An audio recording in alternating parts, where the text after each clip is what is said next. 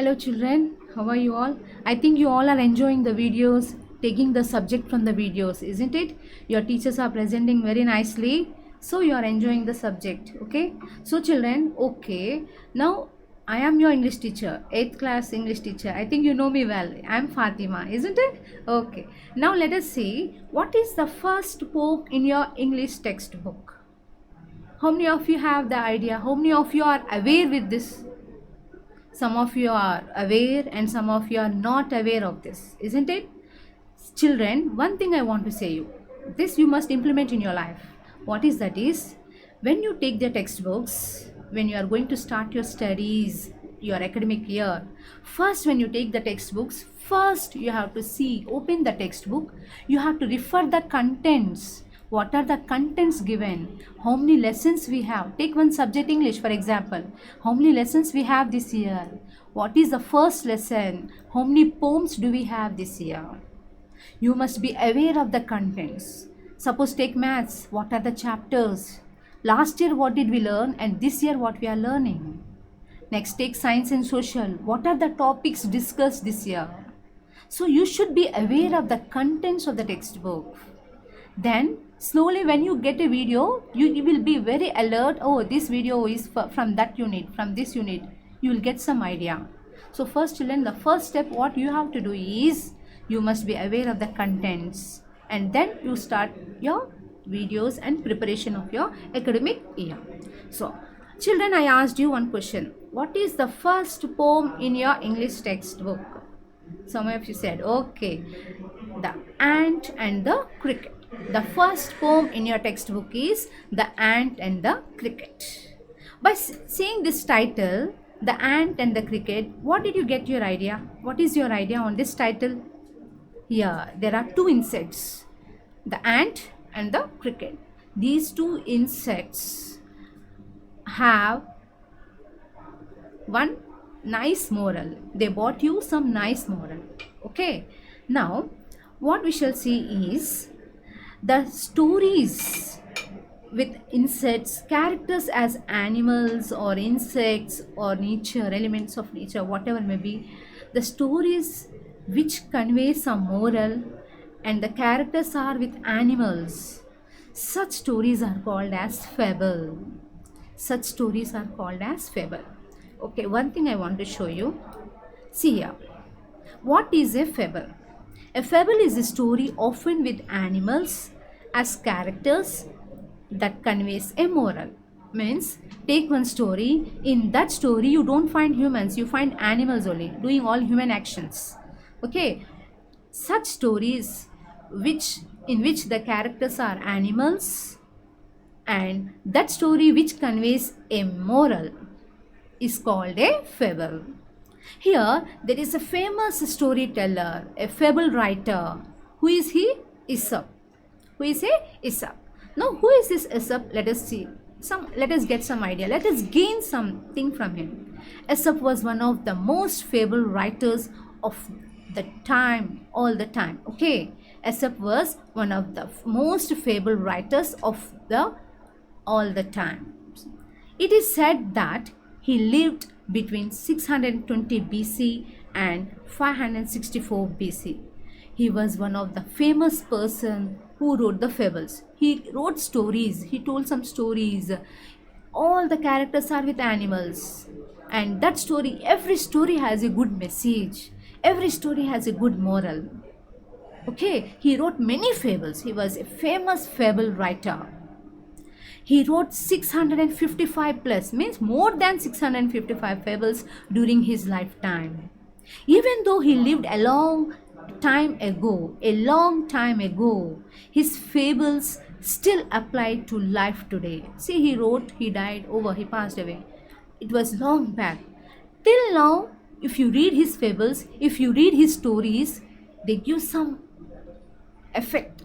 They give some mesmerizing effect in your part.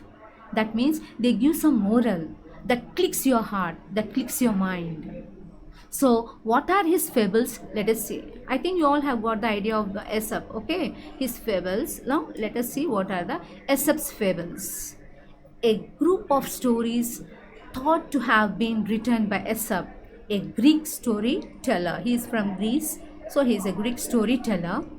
The main characters in these stories are animals, and each story demonstrates a moral lesson.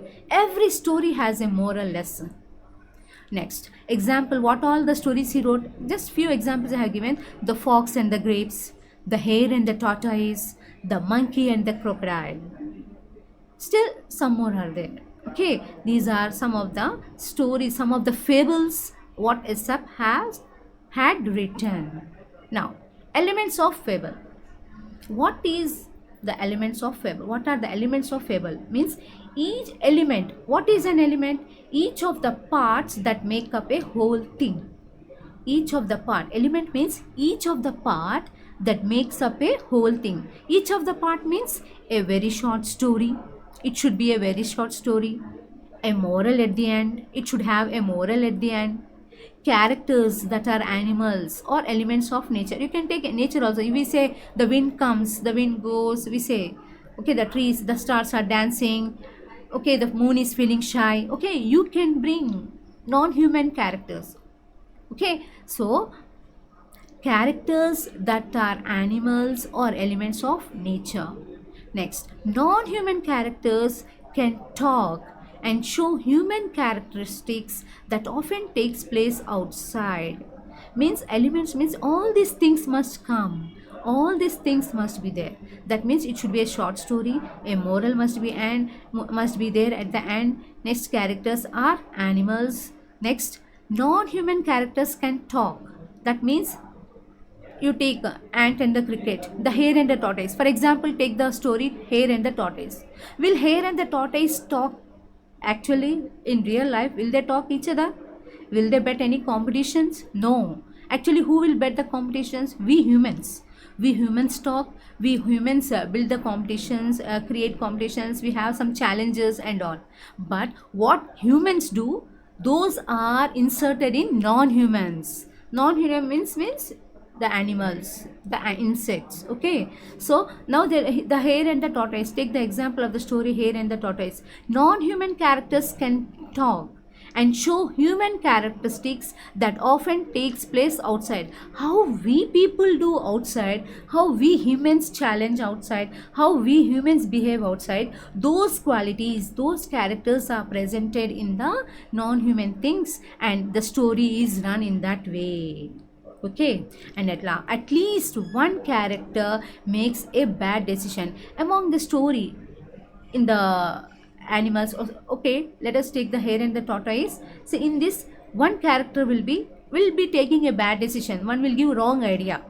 Among the all the animals in the story, one will be giving bad decision or wrong idea. Next, another may involve a character who is sly or clever. In this stories, one character will be cunning. You see the fox, in every story fox will be cunning, sly. He will be a sly, unpleasantly cunning fellow. Oh, fox, a cunning fellow, we say. Okay, so in these stories, the stories which the characters are animals, in those stories one character will be a cunning, or one will be a clever. One will be clever, one will be a cunning fellow. So I think you got the idea. Elements of fable means it should be a very short story. A moral must be there at the end. Non-human characters can talk.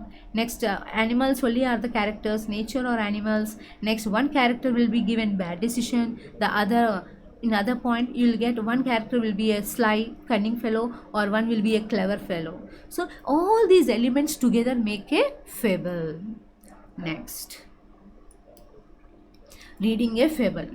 When you read a fable, what do you want to learn? What do you notice?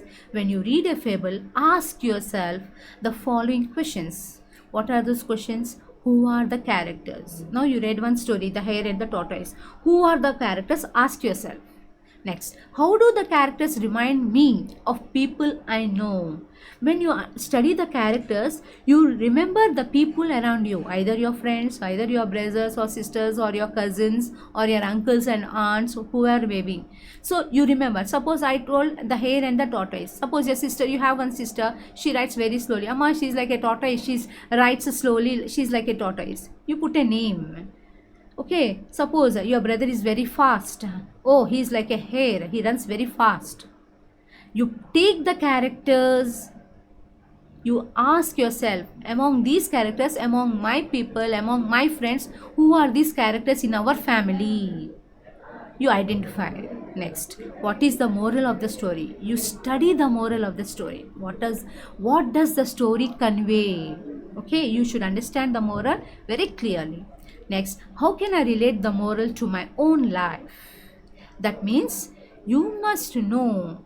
You have the hare and the tortoise. What is the moral of the story? The hare and the tortoise. Slow and steady wins the race. Let us take one moral from the hare and the tortoise story. Slow and steady wins the race. That means if you do the work slowly and pleasantly, carefully, your work will be successful. If you do in a hurry, you break, or the work will be unpleasant, isn't it? For example, somebody comes to your house, they ask you water or tea, you go and take, you go hurriedly, either the glass may fall down or the tea may fall, you may spill it, isn't it? If you go in a hurry, if you go peacefully, slowly, carefully, you can offer them very carefully, isn't it? You can do it well. So what he's saying is, in your life, take the morals of such fables, and try to implement in your life, so that your life improves, there will be a development in your life.